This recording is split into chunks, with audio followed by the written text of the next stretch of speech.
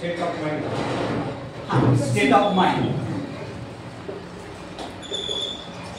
हां, बंदिस्त आयडेंटिटी. बंदिस्त वर्ग. बंदिस्त वर्ग. कास्ट मीडियामध्ये सांग बंदिस्त वर्ग. हां, आणखी काय आहे यात? जाणीव. हां, जाणीव. नोशन इंग्लिश नाही. जाणीव. आणखी काय आहे यात? Professional identity. हां, प्रोफेशनल आयडेंटिटी. ओळख आपली. हा, ओके. ओळख. आयडेंटिटी मला. आयडेंटिटी. ओळख. Insulting identity. ठीक आहे ना, इन्सल्टिंग.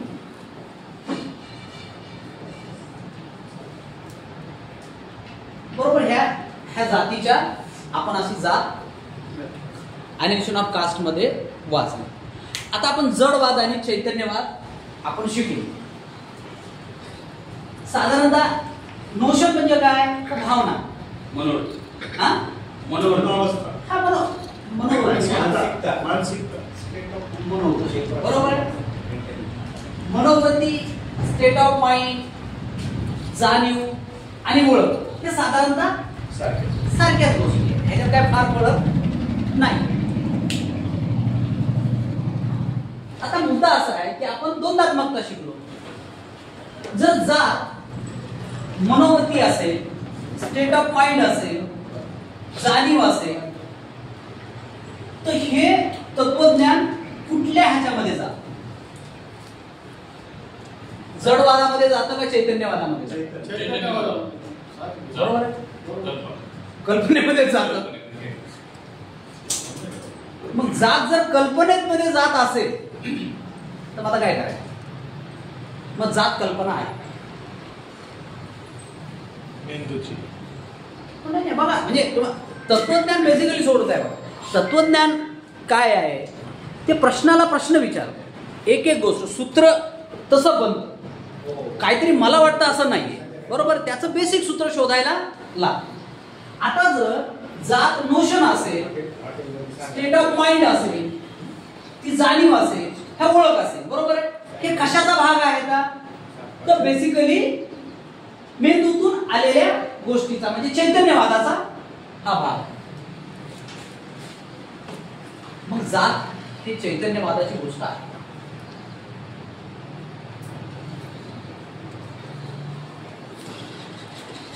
ओके. तर आपण असं शिकलो की कुठलीही कल्पना ही पोकळीतून येत नाही. बरोबर आहे. ती निसर्गाच्या कुठल्या तरी गोष्टीतनं, कॉन्क्रीट गोष्टीतनं येते. बरोबर आहे. कॉन्क्रीट गोष्टीतनं येते.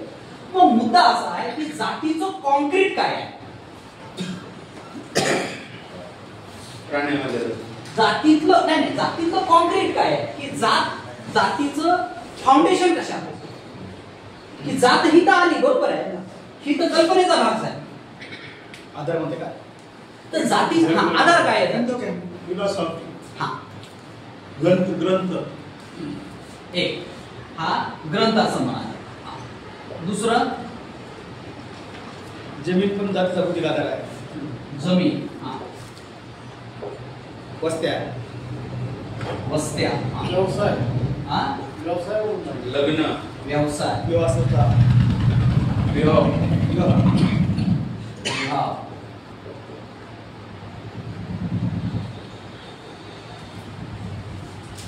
हे काय? भौतिक भाग. ह्या काय आहे का? तर तुम्हाला दिसतात ना, बरोबर आहे. म्हणजे मग जात किती गोष्टींनी बनलेली आहे? जातीची जेव्हा असं म्हणतो तर जात म्हणजे नोशन नाही. तर जात म्हणजे काय आहे?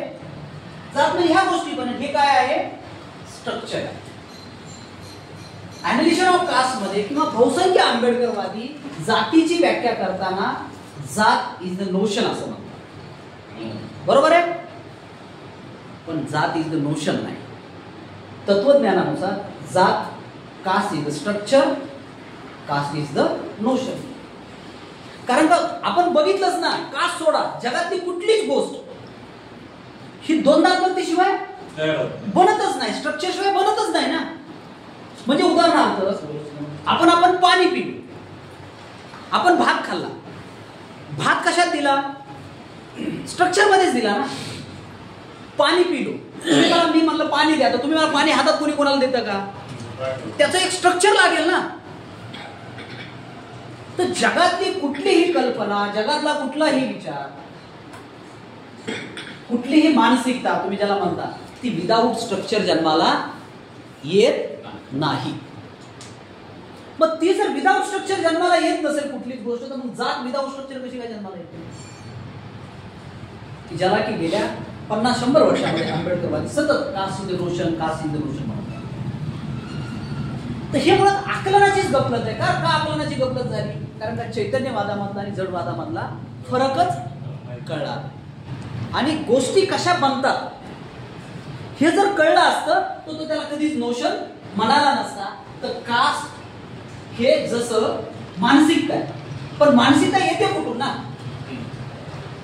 म्हणजे शिंदेसाहेब म्हणाले की इन्सल्टिंग नोशन आहे, पण ते इन्सल्टिंगचं त्याचं स्ट्रक्चर काय आहे?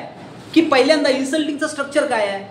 की तुम्ही या जाती, तुमच्याकडे सत्ता नाही, तुमच्याकडे संपत्ती नाही, बरोबर आहे. कदाचित तुम्ही सत्तेत असणाऱ्या माणसाचं कोणी इन्सल्टिंग करतं का? तर त्याला इन्सल्टिंग नको, त्याचं एक स्ट्रक्चर आहे ना. तर मुळात एक गोष्ट केली पाहिजे की जात, what is the caste? The caste is the structure आणि कास्ट इज द नोशन. जात ही संरचना सुद्धा आहे आणि जात ही नोशन पण आहे. आणि हे द्वंद्वात्मक. जर द्वंद्वात्मकता सूत्र नसेल तर मग जात द्वंद्वात्मकता नाही. आणि द्वंद्वात्मकता सूत्र खरं असेल तर जगातली कुठलीही गोष्ट द्वंद्वात्मकता आहे. मग आता मुद्दा असा असतो की जातीची संरचना काय आहे? मग स्ट्रक्चर खूप वेगवेगळं असू शकतं की व्हॉट इज द स्ट्रक्चर कशाला. मग जसं अनिल म्हणाला वस्त्या आहे, बघा दलितांच्या वस्त्या सेपरेट आहे, हे स्ट्रक्चर आहे. दलितांच्या आडनावर एक सेम वेगवेगळे आहे, स्ट्रक्चर आहे. दलित गरीब आहे, स्ट्रक्चर आहे. दलिताकडे जमीन नाही, स्ट्रक्चर आहे. दलिताकडे सत्ता नाही, स्ट्रक्चर आहे ना, दिसतं नाही. पण ज्यांच्याकडे जमिनी आहे त्यांच्यात विकास सिस्टम आहे, कास्ट लागू आहे. जमीन माळ्याकडे जमीन आहे, धनगरकडे जमीन आहे, कुंड्याकडे जमीन आहे. जमीन हा आधार कसा व्हायचा? आता आपण एक भाग झाला, बरोबर ना. गोष्ट एकाच गोष्टीची नाही बनत ना, जी वस्तू जी बनते ना. मला म्हणायचं प्रश्न जातीच्या संरचनेमध्ये जमीन येतेच कुठं? त्याचं असं म्हणणं आहे, जातीच्या संरचनेमध्ये जमीन हा आधारच नाही, हे माझं म्हणणं आहे. जातीच्या संरचनेमध्ये, कास्ट सिस्टम मध्ये जमीन हा आधार असू शकत नाही, हे माझं म्हणणं आहे. जातीच्या संरचनेमध्ये जमीन असू शकत नाही, आधार असू शकत नाही. ओके. आता आधार नाही तर मग आपल्याला बेसिकली हे शोधायला लागतं की ह्याचा आधार काय होता, जातीचा आधार, हे इतिहासामध्ये जायला लागतं. ओके. तर मग परत आता फिलॉसॉफीकडे येऊ, याचा आधार कसा तयार झाला. जे वेद आहेत ना, तुम्ही वेदातल्या गोष्टी लक्षात घ्या. वेद हे तत्वज्ञान नाही. वेदामध्ये साधारणतः प्रार्थना आहेत. मला गायी मिळू दे, माझ्या शत्रूचा नाश होऊ दे, दुश्मनाचं असं होऊ दे, मला गायी दे, पाऊस दे, अमक दे, तमक दे. ह्या साधारणतः प्रार्थना आहेत. वेद हे तत्वज्ञान नाही. वेदामध्ये ह्या गोष्टी तुम्हाला दिसतील. अग्नीची बाथरूम दरवाजावरती वाजवला नाही, हे वाद. अग्नीची पूजा,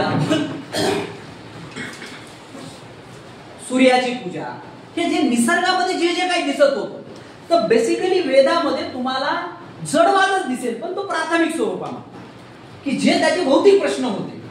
म्हणजे हे आम्हाला मारतात तर ह्याच्यापासून संरक्षण दे, असुरापासून आमचं संरक्षण कर, आम्हाला पाऊस पडू दे, आम्हाला धान्य दे, आम्हाला गायी दे.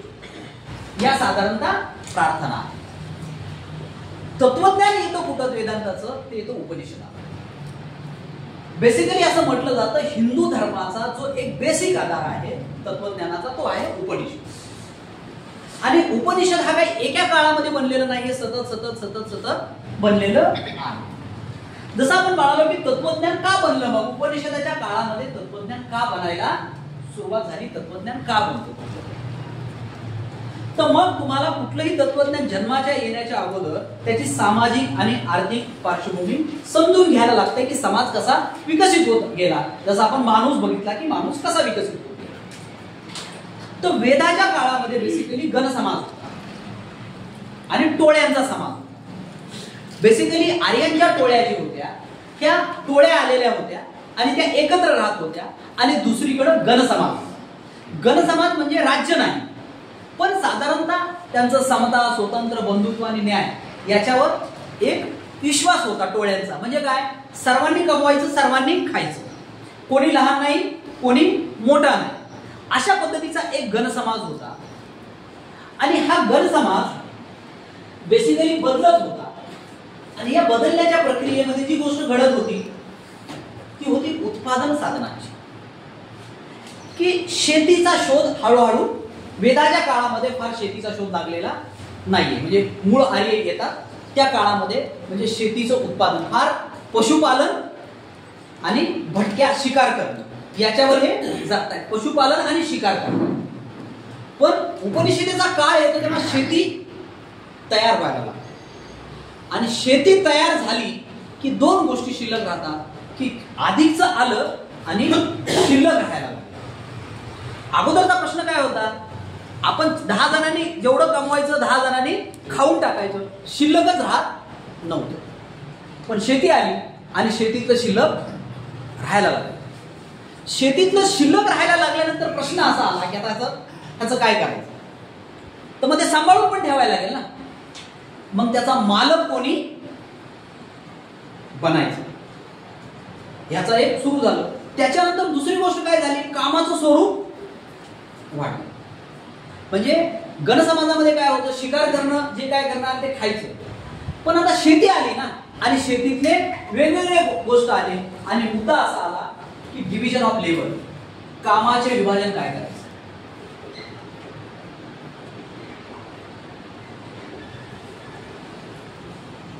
बरोबर, समजा आपण घर आहे तर आपलं घर आपण काय करतो, जनरल कामाचं विभाजन करतो. तू कपडे धु, मी शेतात जातो, पोराला म्हणून आणखी तू दुकानावर जा. म्हणजे हे साधारणतः नैसर्गिक नियम आहे ना की एका माणसापेक्षा 2 माणसं जेव्हा एकत्र येतात आणि ते एकत्र राहतात तेव्हा नेसेसिटी बनतं कामाचं विभाजन करणं. आता हा अख्खा समूह एकत्र आहे ना आणि ह्याचं काय करायचंय, तुम्हाला नियोजन करायचं. आणि मग ह्याचं कामाचं नियोजन झालं. मग कामाचं नियोजन काय होतं, तर शेतीचं नियोजन करायचं होतं. आणि केवळ शेतीच आलेली नव्हती तर वेगवेगळ्या वैदिकापासून जे काही घडत आलेलं होतं ते पण होतं. आणि मग त्याच्यामध्ये हळूहळू पहिल्यांदा उपनिषदाच्या काळामध्ये चातुर्वर्ण व्यवस्थेचा पाया घातला. की मग काय केलं की मी जसं सांगितलं की माणसाला खूप प्रश्न पडत होते ना, हा ब्रह्म कुठून आलं, हे कुठून आलं, मग जो जाणतो तो हे सगळ्या गोष्टी. तर याचं उत्तर उपनिषदाने शोधायला सुरुवात केली. बेसिकली हे उपनिषदाने शोधलं ह्या सगळ्या गोष्टीचं. पण उपनिषदाने शोधत असताना त्याने बिलकुल समाजाला पायावर उभा करण्याच्या ऐवजी त्यांनी त्याला डोक्यावर उभा केलं की हे कुठून आलं, तर हे चैतन्य इकडनं आलं. आणि मग त्याने काय केलं, शेती केली. तर मग शेतीत कोणीतरी लागतं काहीतरी करणारा. मग एक धर्म पूजा आली. आणि तिसरी गोष्ट होती टोळीचं संरक्षण. आणि मग काय झालं, साधारणतः धर्मपूजा करणारा ब्राह्मण झाला, टोळीचं जो संरक्षण करणारा होता तो क्षत्रिय झाला आणि शेतीचा जो व्यवसाय करणारा होता तो हळूहळू शूद्र झाला. 3च वर्ण होते अगोदरच्या काळात, 3 वर्ण हे होते. आणि अशा पद्धतीनं पहिल्यांदा समाजाचं विभाजन झालं.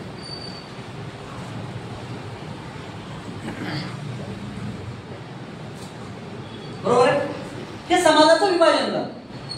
चातुर्वर्ण व्यवस्था म्हणजे समाजाचं विभाजन. जात काय आहे, समाजाचं विभाजन. बरोबर आहे, जात काय आहे, समाजाचं विभाजन. चातुर्वर्ण काय आहे, समाजाचं विभाजन आहे. फक्त चातुर्वर्ण छोटा तुकडा आहे, जात हा मोठा तुकडा आहे. म्हणजे उदाहरणार्थ एक गोष्टीच्या मी 3 तुकडे केले, 1 2 आणि 3 तुकडे केले आणि ह्याच गोष्टीचे छोटे छोटे छोटे छोटे छोटे छोटे छोटे छोटे हजारो तुकडे झाले. पण बेसिक काय आहे? विभाजन झाले, समाज विभागलेला आहे. मग काय झालं की ह्याच्यातून जो समाजाचं विभाजन झालं, शेती, धर्मपूजा आणि टोळ्यामध्ये संरक्षण. बरोबर. ह्याच्या विभाजनाचा आधार काय होता?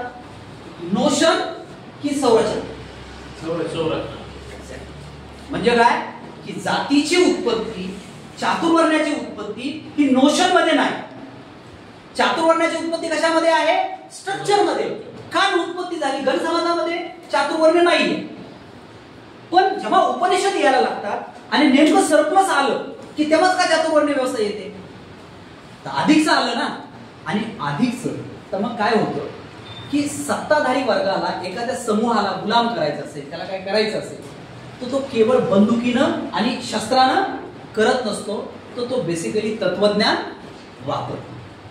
आणि तत्वज्ञान हे तुम्हाला अधिक चांगलं गुलाम बनवतं. म्हणजे एक फॉर एक्झाम्पल सांगतो की तत्वज्ञान तुम्हाला किती तुमचं मनुष्यत्व हरवून टाकतं. याचं एक साधं उदाहरण, कर्नाटकामध्ये आता पण पद्धत आहे की ब्राह्मण जेवतात आणि बाकीचे लोक ते जेवले की उष्ट खायला जातात. उष्ट खायला जातात ना, आणि एकदम गडबड लागते, त्यांची भांडण लागतं त्या पत्रावळीचं उष्ट खायला गेल्याच्या नंतर. तर काही लोकांनी अरे म्हणले का उष्ट काय खात असतात का, तर ते जे सोडवायला गेले त्याच्यावर त्यांनी हल्ला केला. असं का घडलं? तर त्याला ग्रामसिनी कल्चरल हे जे म्हटलं. आणि सर्वात महत्वाची गोष्ट तत्वज्ञान की जे उष्ट खाणारे लोक आहेत त्याची अशी धारणा आहे की ब्राह्मण जेव्हा खातो आणि त्याचं जे शिल्लक राहतं त्याचं उष्ट खाल्ल्यानं मला पुण्य मिळतं, किंवा त्याला जसं ब्रह्म कळतं तर तसं मला सुद्धा ब्रह्म कळण्याचा मार्ग मोकळा होतो. आणि म्हणून मी त्याचं उष्ट खाल्लं पाहिजे आणि तुम्ही मला उष्ट खाण्यापासून रोखता. That's a notion. पण स्ट्रक्चर काय आलं की ह्या नोशन कुठून येतात? अशा पद्धतीच्या स्ट्रक्चर मधून. आणि मग हे सुरुवातीचं विभाजन कशातून झालं? स्ट्रक्चर मधून. आणि स्ट्रक्चर जेव्हा जन्माला येतं तर हळूहळू त्या स्ट्रक्चर मधून नोशन सुद्धा जन्माला येतं. आता तुम्ही म्हणाल की आता परत हे सूत्र लावायचं त्याला की जी आजची नोशन आहे तीच नोशन त्या काळात होती का? नव्हती. कारण का गोष्ट काय होते? विकसित होते ना. म्हणजे जातीच्या बद्दल आज जितका स्टिग्मा आहे कदाचित त्या काळामध्ये तो स्टिग्मा नव्हता. पण जस्ट स्टार्टिंग द पॉइंट. आणि तो हळूहळू पुढच्या काळामध्ये त्याला विकसित होत गेली. म्हणजे उदाहरणार्थ लहान मूल आहे, ते जन्मताना एवढंच असतं ना, पण ते मेल्याच्या नंतर आपण त्याचं नाव बदलतो का? एका अर्थानं तेच असतं आणि दुसऱ्या अर्थानं विकसित पण असतं. तर त्याच्यामुळे जो ज्याचा जन्म जिथं असतो तर आपण अंताला जन्म नाही म्हणू शकत आणि जन्माला अंत नाही म्हणू शकत. विकासाची प्रक्रिया आहे ना. तर जातीला जर तुम्ही एक बाळ समजलं, जातीला जर आपण एक बाळ समजलं तर हे बाळ कधीच आहे आणि ते आताचं बाळ. पण त्याची विकासाची प्रक्रिया काय? ते कशातून जन्माला आलं बाळ? मग जसं हे म्हणतात की हे ईश्वर चैतन्यवादी ईश्वरानं निर्माण केलं, तर जात ईश्वरानं निर्माण केलेली. आपण सायंटिफिकली हे शिकलो की ईश्वर हे इव्हॉल्युशन मध्ये झालेलं आहे आणि जगातली कुठलीच गोष्ट ही पोकळीतून येत नाही. मग जगातली जर कुठलीच गोष्ट पोकळीतून येत नसेल तर मग जात कशी काय पोकळीतून येऊ शकते? याला एक प्रश्न होतो. तुम्ही जे टोळी युद्ध शेतीचा सिद्धांत सांगितला, ऑस्ट्रेलियाला लागू होतो, लंडनला लागू होतो, अमेरिकेला लागू, भारताला लागू. तिथं जाती व्यवस्था बनली नाही, इथंच बनली. ओके. तिथे बनायला पाहिजे सिद्धांत सगळीकडे लागला. ओके. येस. आता मुद्दा असा आहे की ह्याला जी जात मांडण्याची आणि स्टॅग्नंट होण्याची जी प्रक्रिया आहे की पहिले एक गोष्ट हे जरा आणखी करेक्ट करतो की आपण असं म्हटलेलं आहे की भारत जाती व्यवस्था हे भारताचं युनिक कॅरेक्टर आहे, असं नाही. आता ह्याचं सूरज एंगडेचं एक पुस्तक आलेलं आहे, caste is the global story म्हणून. Caste is the global story. जगभरामध्ये कुठे कुठे कशा कशा जाती आहेत ह्याच्यामध्ये त्यानं नीटपणे दिलेलं आहे. किंवा त्याच्या अगोदर महाड नावाचं एक पुस्तक आहे आनंद तेलतुंबडेचं. तर जगभरामध्ये कशा जाती आहेत ते त्यानं त्याच्या पुराव्यांशी आणि त्याच्या नावांशी ती दिलेलं आहे. आणि बेसिकली जातीचं जे कॅरेक्टर भारतामध्ये आहे, खास करून सुरुवातीच्या अनटचॅबिलिटी, तर ती अनटचॅबिलिटी त्याच्याबद्दल वापरलेली आहे. म्हणजे आता अलीकडे हंगेरियामध्ये आंदोलन सुरू आहे आणि तिथं हंगेरियामध्ये एक आंबेडकर आता तिथे गेलेले आहेत आणि त्याच्याबद्दल बोललं झालंय की दलित डायस्पोरा म्हणून, म्हणजे भारतीय जे माणसं आहेत जे की हंगेरियामध्ये जाऊन आता तिथल्या चळवळीचे नेतृत्व करतायत, तर हंगेरियामध्ये सुद्धा अशाच पद्धतीचा एक समाज आहे. तर जात ही बेसिकली भारताचं कॅरेक्टर नाही, ती जगभरातलं कास्ट सिस्टम आणि कास्ट. सांगतो मी, पुढे येतो. तर जातीचं जे निर्मिती मूळ आहे की आपण त्याला कसं बघतोय, तू जातीला स्थिरता बघतोस, मी जातीचा तुला क्रम सांगतो. ओके, तर तू पुढचे प्रश्न विचारतो, मी जातीच्या क्रमाकडून शेवटाकडे येतो की तू जे म्हणतोस की स्थिर कशी झाली, तर त्याचे कारण आपण पुढे येऊ. तर ही एकदा सुरुवात झाली जातीच्या संदर्भामध्ये. त्यावेळेला जातीचे हे जे आधार म्हणजे बेसिकली सुरुवातीच्या काळामध्ये जातीचे आधार श्रम विभाजन, सरप्लस होत, जातीचं चातुर्वर्ण व्यवस्थेतनं. आणि मग शेती जी आहे, तर बेसिकली शेतीमध्ये जाती कशा जन्माला आल्या, तर बेसिकली तुमचा व्यवसाय काय, आणि जाती सतत विकसित होत गेलेल्या आहेत, जाती तशाच राहिलेल्या नाही. म्हणजे उदाहरणार्थ मराठा नावाची जात आहे, आपण असं म्हणतो मराठा नावाची जात ही जस्ट 100-150 वर्षापूर्वीची निर्मिती आहे. ह्याच्या अगोदर मराठा नावाची जात अस्तित्वात नव्हती. बरोबर आहे. गेल आंबेड आणि या सगळ्या जणांनी ते हे केलेलं आहे की आता जे जरांगेचं जे आंदोलन कुणबी वगैरे, तर बेसिकली कुणबी हा व्यवसाय होता. पण जातीच्या प्राईड, अस्मिता त्या कशा खेळ करतात आणि त्या कशा स्टॅग्नेट बनतात, ह्याचं एक मराठा जातीवरनं आपण उदाहरण घेऊन आणि पुढे जाऊ. तर जातीची एक निर्मिती होत गेली आणि बेसिकली हळूहळू समाजाचे उत्पादन जसं जसं वाढत गेलं तसं तसं जातीची निर्मिती अधिक होत गेली आणि जातीच्या उपजाती सुद्धा तयार झाल्या, त्याचे नीतिनियम तयार झाले. हे नीतिनियम कोणीतरी सांगितले आणि तयार झाले असं नाही, त्या प्रॅक्टिसेस मधून झाले. उदाहरणार्थ महाराची पोट जात ही रायंगर आहे आणि जाती ह्या कशा त्या रिच्युअल पद्धतीनं काम करतात. बघा आता अनटचॅबिलिटी, मी माझं उदाहरण सांगतो गंमत म्हणून की जातीला कसं समजून घ्यायचं. आणि दुसरी गोष्ट की जात तुम्हाला जशी महाराष्ट्रात दिसते तशी ती तुम्हाला वेगवेगळ्या प्रांतामध्ये अजिबात दिसत नाही. प्रत्येक प्रांतातली जात वेगळी आहे. म्हणजे तुम्हाला महाराष्ट्रात तुम्हाला ब्राह्मण खूप सुप्रियर दिसतो, तुम्हाला पंजाबमध्ये ब्राह्मणाला कोणी विचारत नाही. आणि जाती सतत बदलत आहेत, जाती सतत बदलत आहेत की जाती जी होती ती जात राहिलेली नाही. उदाहरणार्थ महाराष्ट्रामधल्या ज्या म्हणजे देशभरातल्या ज्या एससीच्या जाती आहेत, ह्या एससी जाती काय पहिल्यांदा कधी शेड्यूल बनला, म्हणजे आपल्याला शेड्यूल कास्ट म्हटलं जातं, तर 1935च्या कायद्यानुसार याचा शेड्यूल बनला. आणि जो जो अनटचेबल आहे, ज्याच्याबरोबर अनटचेबिलिटीचा व्यवहार केला जातो, अशा पद्धतीनं त्या जातीचं शेड्यूल बनलं. पण बेसिकली अनटचॅबिलिटी तुम्हाला असं वाटतं की एससी मध्येच आहे, पण ब्राह्मणामध्ये सुद्धा अनटचॅबिलिटी आहे. म्हणजे धर्मानंद कोसंबी हा ब्राह्मण होता आणि धर्मानंद कोसंबीला काशीच्या यात्रेमध्ये ते दिलेलं नाही, म्हणजे त्याला लाईन मध्ये दिलेलं नाही. तर जाती ह्या बेसिकली कशा काम करत होत्या की एकमेकावर वर्चस्व प्रस्थापित करण्यासाठीची एक फाईट होती. आता गंमत बघा की ह्या फायटिंगनं काय झालेलं आहे आणि त्या कशा बनल्या. घाशीराम कोतवाल नावाचं नाटक तुम्ही बघितले बघा, एकदम इंटरेस्टिंग नाटक घाशीराम कोतवाल. की कसं बनतं, तर घाशीराम म्हणजे पेशवाई आली आणि पेशवाईमध्ये पुण्याचे मालक बनले हे कोकणस्थ ब्राह्मण. आणि हा जो घाशीराम होता हा काशीचा ब्राह्मण, तो तिथं मागायला आला. तर त्या ब्राह्मणाने काय केलं की ते म्हणले की तुम्ही शूद्र आहात, तुला आम्ही काय ह्याच्यामध्ये देणार नाही. आणि मग वर्चस्व प्रस्थापित करण्यासाठी काय करायचे, दक्षिणा जी आहे तो कोकणस्थ, तो कोकणस्थ आणि देशस्थ ब्राह्मणाचा वाद असायचा. मग सुप्रियर कोण, मग शेवटी सत्ता सुप्रियर असते ना, देणारा. तर मग ब्राह्मण काय करायचे, ते कोकणस्थ ब्राह्मण की पेशवाईमध्ये दक्षिणा वाटायची आणि हे ब्राह्मण लाईनीला लागायचे. आता मुद्दा असा आहे की एक साधी गोष्ट आहे, तुम्ही मला काहीतरी देत आहे, बरोबर, मी तुमच्या ह्याच्यावर जगतोय, तर मी म्हणेल का मी तुमच्यापेक्षा सुप्रियर आहे? नाही. मी म्हणू शकेल का? बरोबर आहे सर. समजा मी तुमच्याकडे एक मजूर आहे, किंवा मजूर सोडा काहीच नाही, पण तुम्ही दिलेल्या अन्नावर मी जगतोय किंवा तुम्ही मला अन्न पुरवताय, तर मी म्हणेल मी तुमच्यापेक्षा सुप्रियर आहे. नैसर्गिक भाव काय आहे, पण हे दावा करायचे धर्मशास्त्राला. तर मग ह्यांनी काय केलं, हळूहळू त्यांना तसा द्यायला सुरुवात केली आणि हे केलं.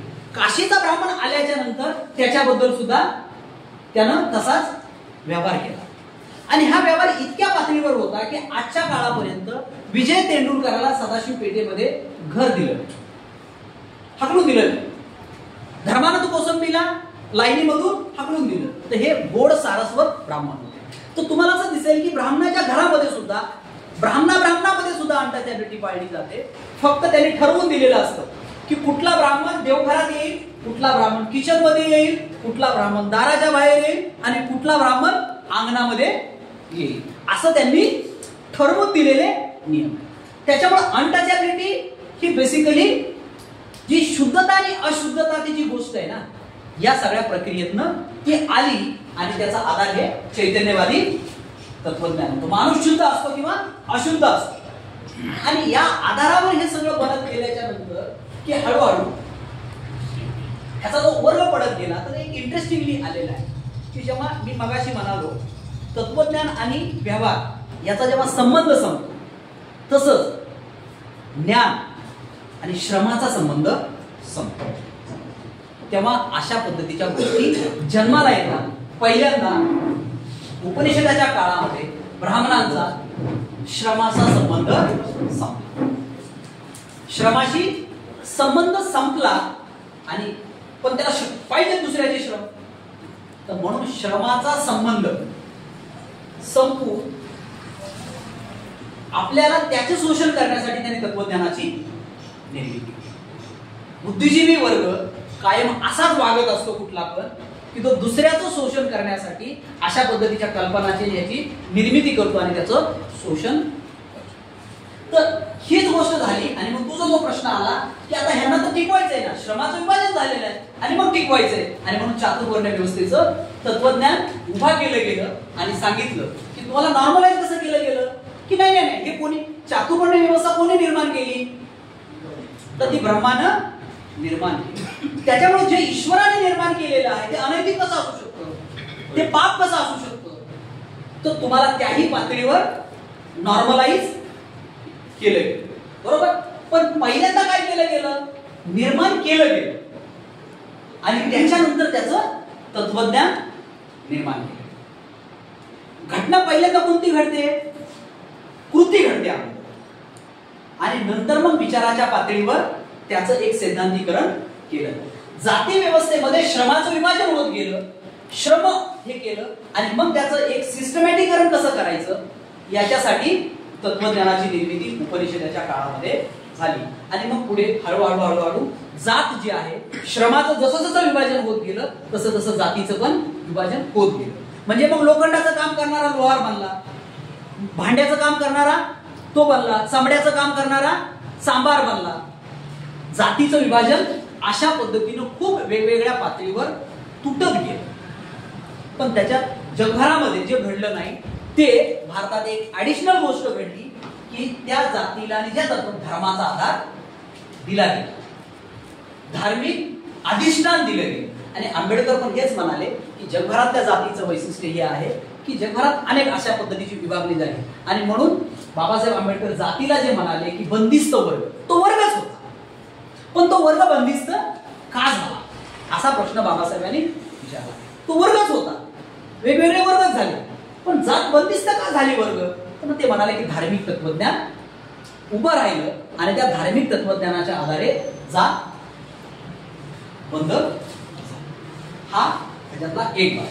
आता मुद्दा असा तर पहिल्यांदा आपण जात ही समजून घेतली पाहिजे की या सगळ्याच्या आधारे जात हे काही सुट्टी गोष्ट नाही, ती नोशन पण आहे आणि ती स्ट्रक्चर. बरोबर आहे. धर्माचा आधार आहे, पण त्याच्यात एक गंमत आहे. कुठलं तरी एक टेक्स्ट लिहिलं तर जात निर्माण होते का? एखाद्या टेक्स्टच्या आधारे जात निर्माण होते का? म्हणजे उदाहरणार्थ बाबासाहेबांचं फार जादुई पुस्तक घेऊ. त्यात जादुई पुस्तक घटना हे आंबेडकरचं जादुई पुस्तक आहे ना. काही झालं की आपण त्याच्या जादू सारखं काहीतरी काढून बघतो.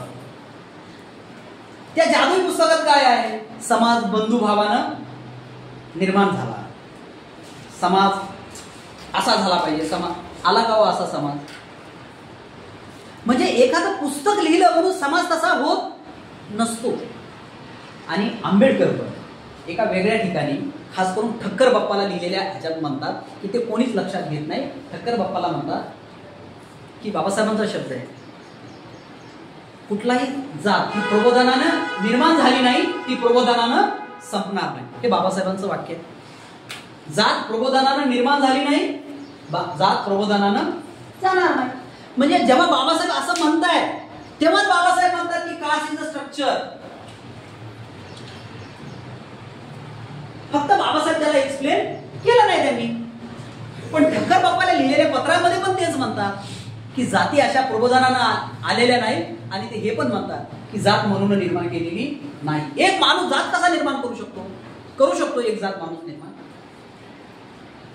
तर मुळात बेसिकली समाज कुठलाही कसा निर्माण होतो तो तो ते सामाजिक आणि सांस्कृतिक पार्श्वभूमी तिथे तिथे जे घडतं, इकॉनॉमिक्स त्याच्यातून घडतं. आणि ह्याच्या मूळ उद्देश असतो तुमची इकॉनॉमी, तुमचं उत्पादन व्यवस्था. काय उत्पादन व्यवस्था बदलली. आता उदाहरणार्थ मी पुण्यात गेलो, मला पुण्यात राहण्याची अजिबात इच्छा नाही, पण मला पुण्यात ठेवतो कोण? तर पुण्यात माझी नोकरी मला ठेवते, माझी रोजीरोटी आहे ना. तुम्ही गावातनं बीडमध्ये आला, तुम्हाला कोणी आणलं बीडमध्ये? तुम्हाला गाव आवडत नाही, बीडमध्ये मजा आहे, चला आनंद व्हायचा आहे म्हणून तुम्ही आलात का बीडमध्ये? बरोबर आहे. तुमच्या उत्पादनाचा आणि रोजच्या जीवनाचा काहीतरी संबंध असेल ना बीडशी. बरोबर आहे की बीडमध्ये रोजगार असेल, बीडमध्ये तुमच्या मुलाचं शिक्षण चांगलं असेल, काहीतरी वाटेवरच असेल ना. म्हणजे आपल्याला आनंद वाटतो. आणि आपण एखाद्या शहरात जातो का? शिंदेसाहेब औरंगाबादला गेले, तुम्ही आनंदाने गेले का औरंगाबादला? बरोबर आहे. म्हणजे तुमच्या इच्छेनुसार काय ठरतं का? म्हणजे तुमचं स्ट्रक्चरनं ठरवलं ना तुम्हाला. कारण का सरकार नावाचं एक स्ट्रक्चर आहे, त्या सरकारनं तुम्हाला नोकरी दिली आणि त्या नोकरीचा भाग म्हणून तुम्ही तिथं गेला. बरोबर आहे. दॅट इज द स्ट्रक्चर ना. मानसिकता कशी जन्माला येते? आता उदाहरणार्थ आपल्याकडचे सगळे प्राध्यापक एखाद्या संस्थेच्या काम करतात. तुम्हाला उद्या क्षीरसागर असं म्हणाले, जाधव सर ते पोस्टर लावा, पण तुमची इच्छा नाही, तुमचं तत्वज्ञान नाही, तुम्ही काय करता? काय आहे स्ट्रक्चर? तुमची तर मानसिकता नाही ना, हो नोशन आहे ना तुमचं विरोधात. जे त्याच्या विरोधात तुमचं नोशन आहे ना. मग का तुम्ही काय केलं? तर तुम्हाला माणसाला नियंत्रित कोण करतं? माणसाला नियंत्रित, माणसाच्या सगळ्या वर्तनाला कोण नियंत्रित करतं? पण परत आणखी एक गोष्ट मगाशी सांगितल्याप्रमाणे एकेरी बघायचं डायलेक्टिक्स, परत द्वंद्वात्मकता. द्वंद्वात्मकता स्ट्रक्चरला प्रभावित करते, स्ट्रक्चर नोशनला प्रभावित करतं आणि ह्याच्यातून गोष्ट विकसित होत जाते. जात ही स्ट्रक्चरमध्ये आणि धर्मशास्त्रातून आलेल्या नोशनमध्ये किंवा चिदवादातून आलेल्या नोशन मधून जात अशा पद्धतीने विकसित विकसित विकसित होत ती या शतकापर्यंत अशी आलेली आहे. आणि जसं जसं तिचं स्ट्रक्चर बदललं तशी तशी जात बदलत गेली. स्ट्रक्चर बदललं की जात बदलली. म्हणजे उदाहरणार्थ जेव्हा 1935ला कायदा झाला तर केरळामध्ये इजवा आणि येळवा नावाची एक जमात आहे. आणि तुम्हाला आश्चर्य वाटेल की तुम्ही कधीतरी केरळाला कधीतरी गेलं पाहिजे. म्हणजे आपण महार जे आहेत ना ते हजारपट आपण त्यांच्या चांगलं होतो. केरळामध्ये अशी पद्धत होती, इजवा आणि येळवाच्या बायांनी चोळ्या घालायच्या नाहीत, हे उघडं ठेवायचं. आणि त्यांना त्याच्यामध्ये सिंगल जमीन पण नव्हती. म्हणजे जमिनी ह्या बेसिकली नमुद्रीपाद ब्राह्मणाच्या, त्याच्यावरचं कुळं हे नायरांचे, नायर म्हणजे महाराष्ट्रामधला. आणि त्याच्यात येळवा जे होते, येळवा आणि इजवा, येळवा इजवा आणि पुलियार. तर हे पुलियार जे आहे तर हे साधारणतः आणि येळवा हे त्याच्या जमिनी करून द्यायचे. तर स्ट्रक्चर कसं बदलतं आणि जात कशी बदलते ह्याचं उदाहरण तुम्हाला सांगतो. तर संघर्ष सुरू झाला आणि 35ला ते या सूचीमध्ये आले नाही. पण त्याच्या अगोदर अयंगारी नावाचे ग्रस्त होते, त्यांनी खूप रॅडिकलरित्या संघर्ष उभा केला. की ते गेले आणि त्यांनी आंदोलन सुरू केलं सार्वजनिक रस्त्यावरनं जाताना. म्हणजे अशी पद्धत असायची की पुलियारने समजा बनवलं काही तर त्यांनी रस्त्यावर ठेवायचं आणि लपून बसायचं. म्हणजे महाराष्ट्रातले महार अनटचेबल आहे, ते अनसिएबल पण होते, म्हणजे त्यांनी दिसायचं पण नाही बामणाला, त्यांनी दिसायचं पण नाही. मग काय करायचं, वस्तू ठेवायची, तुम्ही आला घेऊन जायचं, तुम्हाला वाटले पैसे ठेवायचे, निघून जायचं. चोळी नसायची. काय पहिल्यांदा अयंकाली नावाचा माणूस येतो आणि तो गाडी सार्वजनिक रस्त्यावर गाडी त्याला मारहाण होते. ठीक आहे चालेल, मग तो परत पुन्हा जातो आणि प्रचंड सिव्हिल वॉरला सुरुवात होते केरळामध्ये. आपल्याकडचा जो वडार आहे तो बेसिकली तिकडचा नाडार आहे, तो इकडे येऊन वडार झाला. म्हणजे जी चोळी घालत नाही ना ती बेसिकली बाई जी आहे तर ते तिकडचं प्रकरण आहे, हे महाराष्ट्रातलं प्रकरण नाहीये. वडार हे तमिळमधून मायग्रेट झालेलं प्रकरण आहे, त्याला नाडार म्हणतात तिकडे ते वडार झालं. तर ती चोळी घालायची नाही. आणि मग अयंकालीने खूप सुरू केलं. मग इतका संघर्ष झाला की तो गेला, मग त्याला मारलं, मग ह्यांनी परत पुन्हा गाडी झुकली आणि परत पुन्हा एक संघर्ष झाला. बघा याला पण दोनदा मग तेच बघा. मग नायरांनी ह्यांनी काय केलं की मग म्हटलं ठीक आहे आता चोळ्या घाला, तर ह्यांनी चोळ्या याला मिळू दिल्या नाही. तर अयंकालीनी एक वेगळं हाताने हे बनवल्या आणि येळवा होते. येळवा हे बेसिकली तिथले मच्छीमार जमात आहे आणि त्या मच्छीमार जमातांनी ह्यांना मदत केली. आणि मग तो श्रीलंकेत गेला, श्रीलंकेतून कापड आणलं आणि ते सगळ्या स्त्रियांना घातलं. तर नायरांनी ह्यांच्या परत चोळ्या फाडल्या, स्त्रियांच्या चोळ्या. ह्यांनी परत पुन्हा संघर्ष केला आणि नायर आणि ह्याच्यात एक ठोकाठोकी सगळी झाली. केरळामध्ये 2 वर्ष सिव्हिल वॉर झाला, दलितांनी ह्याच्यामध्ये. जातीचं स्ट्रक्चर बघा, काहीच नव्हतं 2 वर्ष. ह्या स्ट्रगल म्हणून ते उभा राहिले. आज पुलियार आणि येळवा केरळचे रुलिंग क्लास आहे. महाराष्ट्रात महारांनी रिझर्वेशन घेऊन जी प्रगती केली नाही त्याच्या 100 पट येळवांनी तिथं प्रगती केली. मेडिमिक साबणाचे मालक आहेत, चंद्रिका साबणाचे ते मालक आहेत, MRP टायरचे ते मालक आहेत. आणि जे तिथलं डावं सरकार बनलेलं ते येळवांचं आणि यांचं. हा जो पिनराई विजयन जो आहे तो येळवा आहे आणि बाकी तर Puliyar as good as Mahar आहे. आणि हे जे आहे तर काय झालं की सरकारी स्ट्रक्चर बदललं, तर मूळ अनटचेबल होते. तर येळवा कशात गेले, येळवा ओबीसी मध्ये गेले आणि पुलियार SC मध्ये. तर जात ही स्टॅटिस्टिक नाही. पहिली गोष्ट की जे आपण गतिशील थेसिस अँटीथेसिस सिंथेसिस, तर जात ही तुम्ही जशी बघता ती स्टॅटिस्टिक नाही. ती जशी एका प्रांतात बघता तशी ती दुसऱ्या प्रांतामध्ये सुद्धा नाही. तर जात बदलते.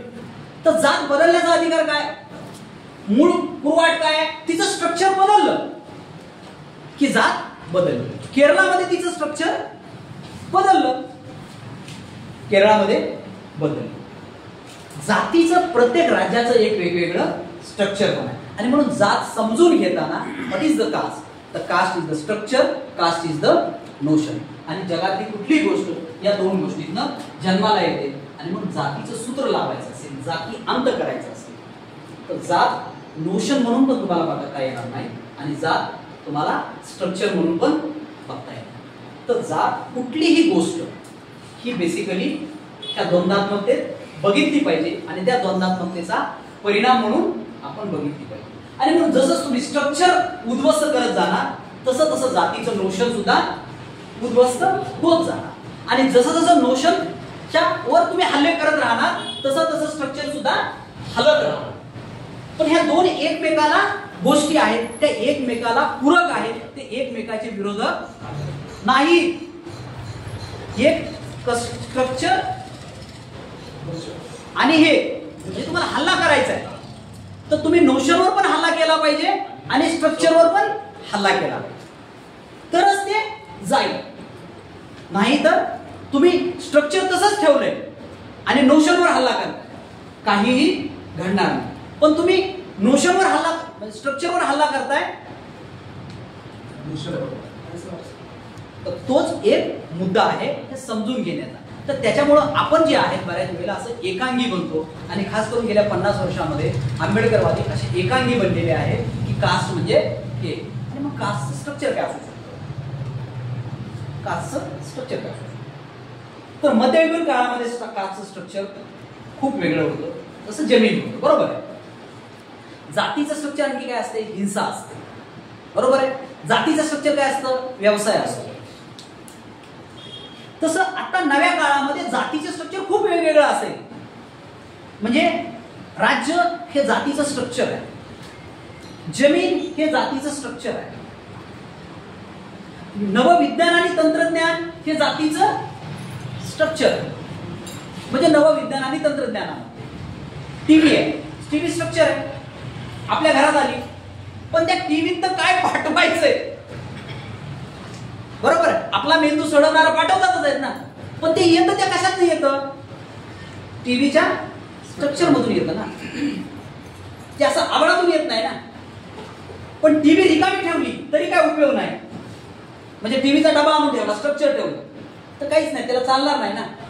तर जड आणि चैतन्य, द्वंद्वात्मकता ही प्रत्येक गोष्टीत असते आणि ती जातीमध्ये असते. आणि म्हणून जातीचं स्ट्रक्चर कशात आहे, तर जातीचं स्ट्रक्चर स्टेटमध्ये आहे, जातीचं स्ट्रक्चर धर्मामध्ये आहे, जातीचं स्ट्रक्चर वर्गामध्ये आहे, जातीचं स्ट्रक्चर मध्यम वर्गामध्ये आहे. आलं लक्षात. आणि हे सगळं जर बदलायचं असेल तर आपल्याला जात बदलायची असेल तर नोशन बदलून काही उपयोग नाही, आपल्याला स्ट्रक्चर पण बदलायला लागतं, दोन्हीही बदलायला लागतं. ह्याचं प्रमाण किती किती आहे याच्यावरचा वाद होऊ शकतो की स्ट्रक्चर अधिक बलवान आहे का नोशन अधिक बलवान आहे याच्यावरचा वाद झालेला. म्हणजे डावे काय म्हणतात, डावे हे म्हणतात की जात हे स्ट्रक्चर आहे, आंबेडकरवादी म्हणतात जात हे नोशन. आणि त्यांचं पण आंबेडकर बेसिकली याच मुद्द्यावर डाव्याशी भांडत होते की जेव्हा रशियन क्रांती झाली तेव्हा आंबेडकरांनी जनतामध्ये एक अग्रलेख लिहिलेला आहे आणि त्या अग्रलेखाचं नाव आहे रशियन क्रांतीला. असं ते म्हणाले की फ्रेंच राज्यक्रांती ही जर पोळी असेल तर रशियन राज्यक्रांती हे त्याच्यातलं पुरण आहे. जनता काढा, माझ्या म्हणण्यावर विश्वास ठेवू नका, तुम्ही काढून बघा, बाबासाहेब काय म्हणले ते बघा, हे मी नाही म्हणत. रशियन आहे. पण त्यांनी दुसरा प्रश्न उपस्थित जो आपल्याला रिलेव्हंट आहे की ते म्हणाले हे तुम्ही पाडायला निघाला, अरे पण हे पाडलं, ही इमारत पाडली तर ते पडणार कुठं ना, ते तुमच्याच पोकाटीवर पडेल ना, तर त्याचं काय करायचं. आणि म्हणून बाबासाहेब बेसिकली नोशनच्या बद्दल डाव्यांना नोशन कळत नाही असा आंबेडकराचा आरोप होता. तर डाव्यांचा आंबेडकरला स्ट्रक्चर कळत नाही असा डाव्यांचा आरोप. आणि त्याच्यामध्ये वेगवेगळ्या गोष्टीचे, म्हणून ह्या दोघा जणांचा किती फरक आहे ह्याच्यातला मतभेद होऊ शकतो. पण एक गोष्ट, डावं तत्वज्ञान आणि आंबेडकरी ज्याला तत्वज्ञान म्हणतात ते एकमेकाला पूरक आहेत का, कमी जास्त आधी ह्याच्यावरची चर्चा करा, पण ते एकमेकाचे विरोधक नाही. आणि समजून घ्यायचं असेल ज्याला कोणाला, आपण मी स्वतःला म्हणजे तुम्ही जर मला विचारा तर मी मार्क्सला डाव्या तत्वज्ञानाला लॅबोरेटरी म्हणतो. माझ्या दृष्टीनं त्याला उद्या दगडिझम म्हणलं तरी मी त्याला काय म्हणतो, त्याला नियम म्हणून बघतो ना. तुम्ही गुरुत्वाकर्षण शक्तीला काय म्हणायचंय, किंवा मी नाकारलं काय गुरुत्वाकर्षण शक्तीला, ती काय संपणार आहे का. तत्वज्ञान तत्वज्ञान, नियम नियम आहे ना. मी म्हणालो की युवराज सोनवणे काळे आहेत, तर माझ्या म्हणण्याने त्यांचा आकार काय लगेच ते गोऱ्याचे काळे बनणार आहेत का, नाही बदलत ना. रियालिटी रियालिटी आहे. तसं स्ट्रक्चर स्ट्रक्चर आहे आणि नोशन नोशन आहे. आणि मग जगातली कुठलीही गोष्ट दोन गोष्टीत देते आणि ते सूत्र आपल्याला जातीला लावलं पाहिजे. आणि म्हणून जातीचं तत्वज्ञान समजून घेताना जातीचं हेच बेसिक तत्वज्ञान आहे की what is the structure caste. The caste is the structure आणि कास्ट इज ऑल्सो नोशन. आणि त्याचा अनन्य संबंध, त्याचं थेसिस, अँटीथेसिस आणि सिंथेसिस असं करत करत तुम्हाला पुढे जायला लागेल आणि आजच्या काळातली जात तुम्हाला बघायला लागेल. आणि म्हणून काळ तत्वज्ञान बदलतं. त्याच्यामुळे आपल्याला हा प्रश्न विचारायला लागेल की आपण जात कुठली समजून घेतो, धर्मग्रंथात सांगितलेली जात की प्रत्यक्ष आपण जगत असलेली जात. तो कोण धर्मग्रंथाच्या आधारे जात जगतो? तुम्ही जे लोक जात पाळतात तुम्ही त्याला विचारा बरं, तुम्हाला धर्मग्रंथ माहिती आहेत का? मग बाबासाहेबांनी डायनामाइट लावून उडवलं. तर डायनामाइट लावून उडवणे याचा अर्थ बरोबर आहे, पण डायनामाइट उडवणे म्हणजे काय? तर प्रत्यक्ष डायनामाइट न लावता जी धर्मग्रंथाला मान्यता होती ती मान्यता काढून घेणं, त्याला डिलिजिटिमाइट करणं, त्याचं महत्व कमी करणं, एवढा त्याचा अर्थ होता. पण बेसिकली जोपर्यंत स्ट्रक्चर बदलत नाही तोपर्यंत कास्ट बदलत नाही. आणि जगातलं तुम्ही सगळीकडे बघा, तुम्हाला कास्ट, मी ते केरळाचं उदाहरण सांगितलं की केरळामधली जात बदलली. केरळामध्ये जात तुम्हाला नोशन मध्ये दिसेल, केरळामध्ये कास्ट तुम्हाला स्ट्रक्चर मध्ये अजिबात दिसणार.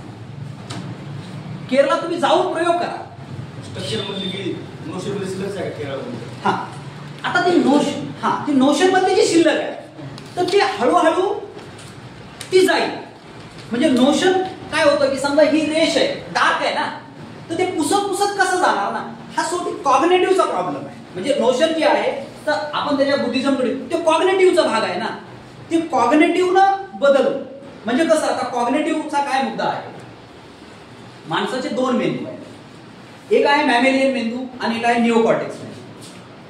माणूस मूळ जे वर्तन करतो, ज्याचं कॉग्नेटिव्ह सतत, म्हणजे तुम्ही कुठल्या सवयीची प्रॅक्टिस केलेली आहे, तुम्ही कुठल्या आचाराची प्रॅक्टिस केलेली आहे, याच्यावरनं तुमचा मॅमेलियन मेंदू बनत राहतो.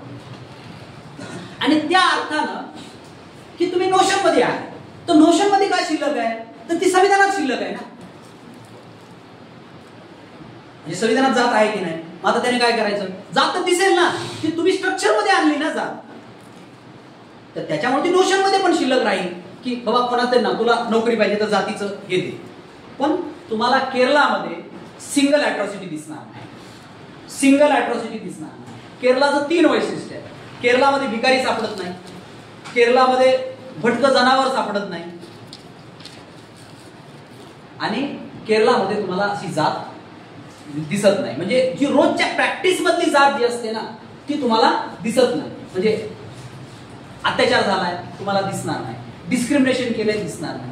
उलट पुलिया हे तिथले सर्वात दादा लोक आहेत, ते जर केले तर ते नमुद्रीचे दात पाडतात, ते त्या ह्याचे दात पाडतात त्या सगळ्या नायरांचे.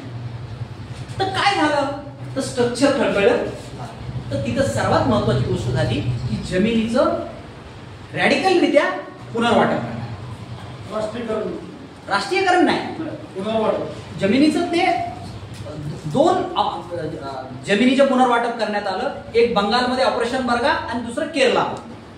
जमिनीचं त्या स्टेटनं ठरवलं की जमिनीचं खूप मोठ्या प्रमाणात पुनर्वाटप केलं, रिस्ट्रक्चरिंग केलं गेलं. आणि त्याच्यामुळं केरळामधली जात जी तुम्ही म्हणालात ती जातीत जी अडकली होती, जात म्हणजे जमीन हा काय त्याचा पूर्ण भाग नव्हता, पण जमिनीत जो एक धागा असतो ना, शेवटी शर्ट बनतं ना, तर एका धाग्याचं नाही बनत ना, एक एक धागा जेव्हा उपसून जाईल तसा, तर तसं जमीन त्याच्यातला जो मोठा धागा होता तो त्यांनी बाजूला काढला. आणि त्याच्यामुळे केरळामधली जात तुम्हाला आता एकदम खळखळ अशी खिळखिळी झालेली तुम्हाला ती दिसेल. ती तुम्हाला नोशन मध्ये दिसेल, पण ती तुम्हाला स्ट्रक्चर मध्ये तुम्हाला दिसणार नाही. वस्त्या पण असं मोकळं, म्हणजे कारण का खेड्यामध्ये म्हणजे दिलंच तसं ना, कारण का अगोदर पुलियारला जमीनच नव्हती ना, पुलियारला जमीन नव्हती. पुलियार राहायचे कुठं? जमीन नमुद्रीची, करायचा नायक, आणि ते करून कोणाकडनं घ्यायचा? पुलियारकडनं. आणि पुलियारकडनं जागा कुठं असायची? तर तुझ्या जमिनीतला जो बांध असायचा छोटा, त्या बांधावर त्यानं राहायचं. मग त्याच्या मालकी जमीन पण नव्हती. पण जेव्हा जमिनीचं पुनर्वाटप केलं गेलं आणि वेगळ्या वस्त्या वसवल्या गेल्या तेव्हा त्या सामायिकरित्या वस्त्या वसवल्या गेल्या. सेटलमेंट वेगळी झाली, म्हणजे ते कलेक्टिव्ह वसवलं ना ते. आणि याच्यातून एक खूप मोठ्या प्रमाणामध्ये आपण जसं एक स्ट्रक्चर बदललं तसं आपल्याला जातीचं नोशन सुद्धा बदललेलं तुम्हाला दिसतंय. बंगालमध्ये झालं पुनर्वाटप. हा, ऑपरेशन का नाही झालं तिला? हा, तर आता बंगालमधलं जी एक तुला जे म्हणावं तत्वज्ञान, मी तुला काल बोलत होतो की बंगालचा जो माणूस आहे ना, बेसिकली मिस्टिसिझम मध्ये खूप अडकलेला आहे.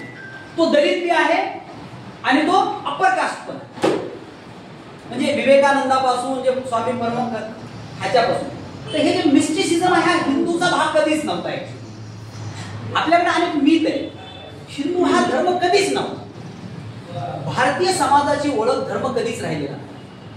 भारतीय समाज हा कायम जातीनं पंथानी बनलेला आहे. म्हणजे हिंदू नावाचं प्रकरण जन्माला कधी आलं, हे साधारणतः ब्रिटिश भारतात आल्याच्या नंतर हिंदू नावाचं प्रकरण जन्माला आलं. हिंदूचा पहिला उल्लेख जो सापडतो तो अल बिरुनीच्या पुस्तकामध्ये सापडतो. अल हिंद या नावानं, सिंधच्या पलीकडचे ते अल हिंद असं ते म्हणायचे. मग हिंदू नावाचं प्रकरण जन्माला कसं आलं, तर जेव्हा ब्रिटिश भारतात आले आणि ब्रिटिशांनी जेव्हा 1811 मध्ये किंवा त्याच्या आसपास पहिली जनगणना केली, तर ब्रिटिशाला एक अशी सवय होती की प्रत्येक गोष्टी कशा मोजायच्या आणि त्याचं सिस्टमायझेशन करायचं. तर ब्रिटिशांनी जो भारत जग बघितलेलं होतं ते कसं होतं, धर्माचं जग होतं. म्हणजे कोणीतरी मुस्लिम होतं, कोणीतरी ख्रिश्चन होतं. ते भारतात आले तर कोणीच म्हणा नाही गेले ख्रिश्चन आहे किंवा मुस्लिम आहे. मग कोणी म्हणते महार आहे, कोणी म्हणते मांग आहे, कोणी म्हणते चांबार आहे, कोणी म्हणते डकलवार आहे. ते म्हणजे हे प्रकार नवीनच आहे त्यांच्यासाठी. मग त्यांनी काय केलं की एक असा बॉक्स केला आणि त्या बॉक्समध्ये सगळ्या गोष्टी टाकल्या आणि त्याला नाव दिलं हिंदू. म्हणजे मी असं म्हणतो हिंदू म्हणजे किराणा दुकान आहे. म्हणजे समजा तुम्ही एखाद्या किराणा दुकानावर गेला तर तिथं किराणा मिळतो का काही? किराणा नाही मिळत ना. पण दुकानाचं नाव काय असतं, किराणा. तसं हिंदू धर्म आहे. हिंदू धर्म आहे पण त्याच्यात हिंदू कोणीच नाही, हे सगळे जाती आहेत. आणि ही रियालिटी आहे. तर भारताची ओळख धर्म नाही, भारताची ओळख जात आहे. आणि जातीच्या आधारावरच त्या सगळ्या गोष्टी आल्या. आता तुम्ही म्हणाल स्ट्रक्चर बदललं तर चळवळी आणि बाकीच्या काय गोष्टी बदलतात. आपण महाराष्ट्रामध्ये मला पाणी आहे,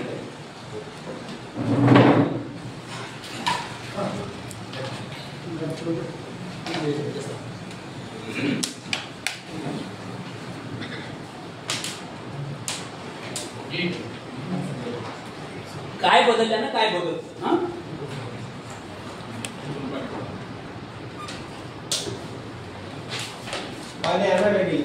महारामध्ये महाराष्ट्राची पहिली चळवळ कोणी सुरू केली?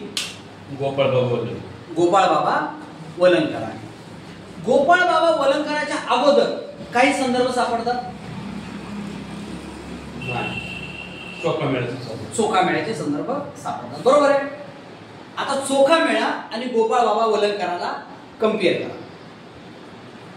चोखामेळ्याचं काय दुखणं आहे? चोखामेळ्याचं म्हणणं काय आहे? मला येऊ दे बाबा, तू दरवाजा उघड, हे मला मारताय. बरोबर आहे. चैतन्यवादी तत्वज्ञान तो काय म्हणतो की मला कारण स्ट्रक्चर ते आहे. गोपाळबाबा वलंगकर काय म्हणताय? विटाळ विध्वंस. आम्हाला राईट पाहिजे, आम्हाला अधिकार पाहिजे. बरोबर. गोपाळबाबा वलंगकर किंवा शिवराम जानबा कांबळे या अधिकाराची मागणी करतात आणि चोखामेळा मंदिरात येण्याची मागणी करतो. असं का होतं? दोघं महाराज आहेत ना. पण शिवराम जानबा कांबळे वेगळी मागणी करतात, हे वेगळी मागणी करतात. काय फरक आहे? तर मुद्दा हे बघायला लागतो की चोखामेळा 16व्या शतकामध्ये, 12व्या शतकामध्ये, कारण का 12व्या शतकामध्ये तसंच आहे, सगळा समाज तसाच आहे, कोणीच वेगळा विचार करत नाही. पण शिवराम जानबा कांबळे आणि गोपाळबाबा वलंगकर मिलिटरीमध्ये जातात आणि त्यांना पहिल्यांदा कळतं की अरे अधिकाराचं काहीतरी भानगड आहे. गोपाळबाबा वलंगकर फुल्याला येऊन मिळतात आणि फुले काहीतरी करतात. तर गोपाळबाबा वलंगकराचं स्ट्रक्चर बदललं ना, बरोबर आहे. स्ट्रक्चर बदललं आणि स्ट्रक्चर शिवराम जानबा कांबळे मिलिटरीमध्ये जातात आणि मिलिटरीत गेल्याच्या नंतर त्यांना कळतं ना की अरे ब्रिटिश वेगळा विचार करतात, इंग्रजी शिकायला लागतात. त्याच्यामुळे दलितांच्या ज्या चळवळी, पहिल्या चळवळी आहेत, त्या चळवळी मिलिटरीमध्ये गेलेल्या लोकांनी उभा केल्या. आणि मिलिटरीमध्ये का गेले? स्ट्रक्चर बदललं. ब्रिटिश आले तर गावच्या गावगाड्यामध्ये ते पहिल्यांदा गावच्या गावगाड्यातून बाहेर पडले आणि गावगाड्यातून बाहेर पडल्यामुळं काय झालं, गावगाड्याचं स्ट्रक्चर बदललं ना आणि नव्या स्ट्रक्चर मध्ये गेले. तर तुम्ही एका स्ट्रक्चर मधून दुसऱ्या स्ट्रक्चर मध्ये जाता तसं तुमचं नोशन बदलायला. ह्याचं का नोशन नाही बदललं? चोखा मिळायचं, कारण का त्याचं स्ट्रक्चर तसं नव्हतं. शिवराम जन्मा कांबळेचं स्ट्रक्चर का बदललं, नोशन का बदललं, तर कारण का त्याचं स्ट्रक्चर बदललं, कारण का तो नव्या व्यवस्थेत गेला ना आणि नव्या व्यवस्थेचा नव्याने विचार करायला तो लागला. बरोबर आहे. बाबासाहेब आंबेडकर कुठं गेल्यानंतर अशा पद्धतीच्या अधिकाराची गोष्ट करायला लागतात, तो कोलंबियामध्ये झाला. बरोबर. कोलंबिया झाला आणि ते म्हणतात ना की अरे मी हा नवा समाज बघितला आणि मग बाबासाहेब राईटच्या अधिकाराची गोष्टी. म्हणजे बाबासाहेबांचं काय बदललं, स्ट्रक्चर बदललं ना. माणूस नव्या स्ट्रक्चर मध्ये गेला की माणूस नोशन बदलतं. त्यामुळे नोशन प्रथम नाही, स्ट्रक्चर बदललं की नोशन आणि मग स्ट्रक्चर बदलणं. त्याच्यामुळे तुम्ही गावगाड्या बघा, आंबेडकरी चळवळ कुठं उभा राहिली, सुरुवातीची आंबेडकरी चळवळ ही रेल्वेच्या पटरीवर उभा राहिली, शहरात उभा राहिली. पण कुठं उभा राहिली, आंबेडकर चळवळीचे त्या काळचे जेव्हा बाबासाहेब उभा राहतात मनमाड, नागपूर, कोल्हापूर, भुसावळ, जिथं जिथं रेल्वे आहे, नाशिक, जिथं जिथं रेल्वे आहे. म्हणजे काय झालं, स्ट्रक्चर बदलत होतं आणि गावगाड्यात ना दलित जो आहे तो काय करला, बाहेर पडला. रेल्वेला माणसं हवी होती, ती इकडं स्वस्त मिळत नव्हती. दलितामध्ये स्वस्त मिळालं ना, लेबर स्वस्त मिळालं ना आणि त्याच्या आधारावर काय झालं, त्याचं दलितांचं स्ट्रक्चर बदललं आणि चळवळी ज्या उभा राहिल्या. म्हणजे काय झालं की तुम्ही बघा, आपल्या लावून बघा आपल्या घरात काय बदलतं. 70-80च्या दशकात आपल्याकडे काहीच नव्हतं, आपल्याकडे दुष्काळ पडला आणि दुष्काळ पडल्याबरोबर आपण मायग्रेट झालो मुंबईला. बरोबर. आणि मग आपण तिथे गेलो तर आपल्या कोणी गेलं, आपला चुलता मग ह्याला ने, त्याला ने, आमक्याला ने, तमक्याला ने, सगळ्यालाच ने. बरोबर आहे. आणि ते नेल्यामुळे त्यांनी मुंबईचं स्ट्रक्चर बघितलं ना नव्या गोष्टीचं आणि मग हळूहळू चळवळीला सुरुवात झाली. मुंबईत त्या चळवळीचे आधार कोण होते, हे इकडून गेलेले मायग्रेटच लोक होते ना. स्ट्रक्चर म्हणजे माझा मुद्दा लक्षात येतोय किंवा आपण असेल तर सांगा. मी म्हणजे एक नाही, मी 100 उदाहरणं देतो की व्यक्तीच्या जीवनात स्ट्रक्चर बदललं, त्याची नोशन बदलली. समाजाच्या जीवनात स्ट्रक्चर बदललं, नोशन बदलते. राष्ट्राच्या जीवनात स्ट्रक्चर बदललं, ते बदलतं. सगळं बदलतं कारण का त्याच्या बदलाचा तो आधार आहे. स्ट्रक्चर बदललं की बाकीच्या सगळ्या गोष्टी बदलत जायला लागतात. म्हणजे उदाहरणार्थ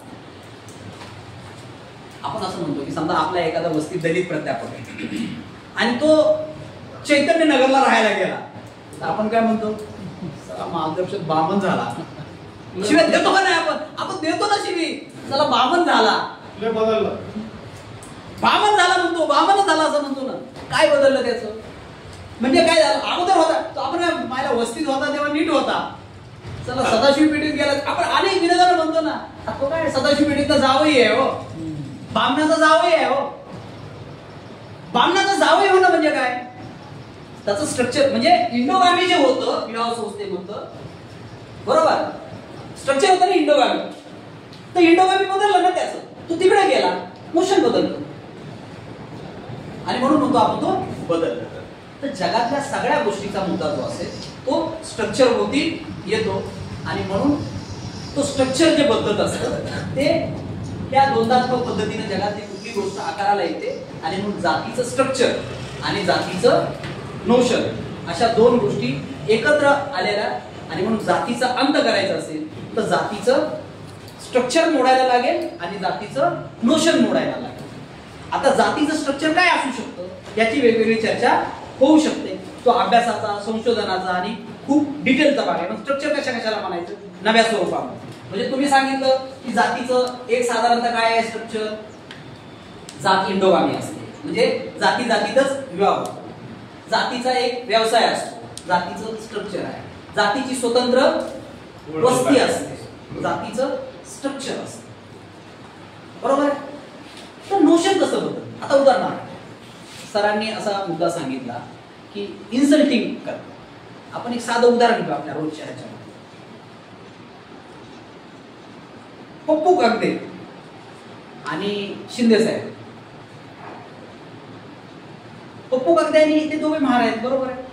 पण ते एखादा समजा सवर्णाच्या घरी जेदतच्या घरी गेले तर जेदत शिंदे साहेबाला कशी वागणूक देईल आणि पप्पू कागदेला कशी वागणूक देईल?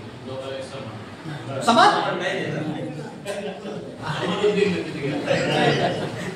असं वाटतंय तुम्हाला? तुम्ही जरा जाऊन बघा बरं.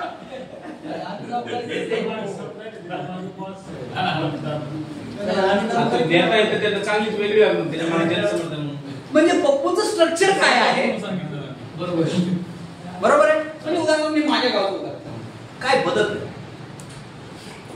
म्हणजे जर अस्पृश्यता प्रश्न असेल तर मला एकदा आमच्या गावाच्या सावकाराने चहा प्यायला बोलतो. आता आम्ही दोघं जण गेलो, माझा भाऊ आणि मी.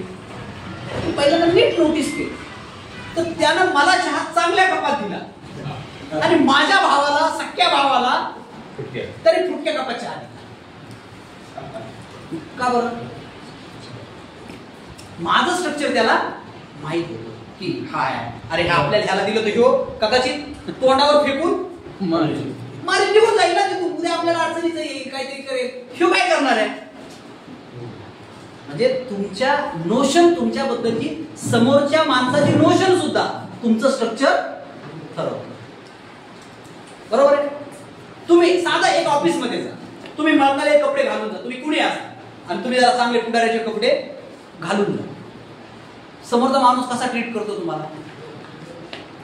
बरोबर आहे का? बरं, नोशन जर त्याचं सेम असतं तर त्याने दोघांना सेम ट्रीट केलं असतं ना. पण तो ट्रीट कसं करायचं ते कशावरनं ठरवतो? त्याचं नोशन कसं बदलतो तो? तर तुमच्या स्ट्रक्चर.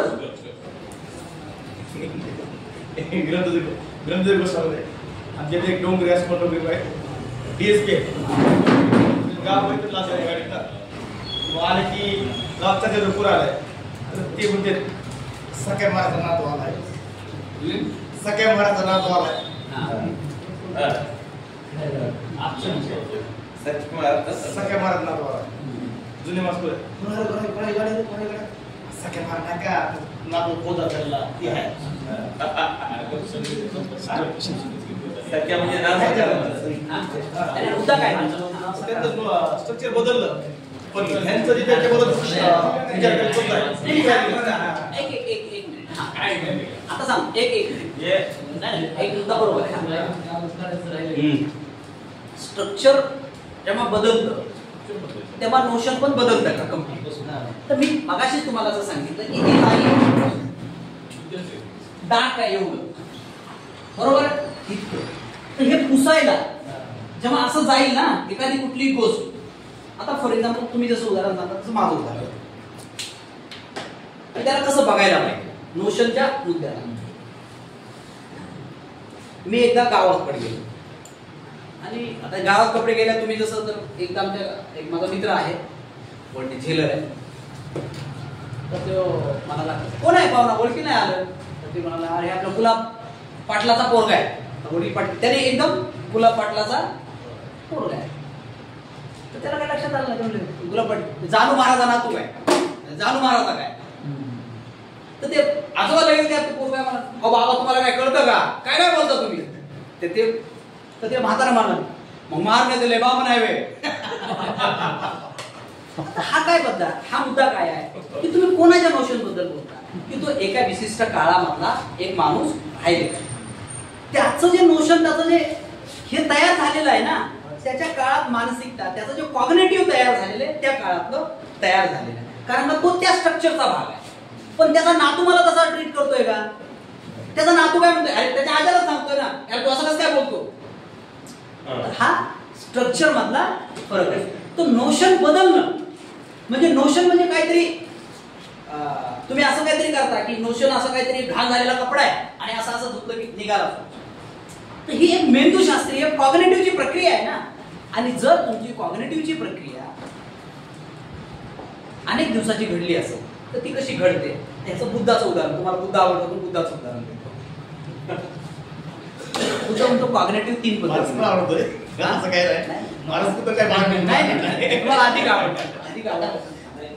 बुद्ध आधीच आवडायला पाहिजे. आवडायलाच पाहिजे, फक्त तो नुसतं नावानं नाही आवडायला पाहिजे, कृतीनं आवडायला पाहिजे, तो मूल्याने आवडला पाहिजे.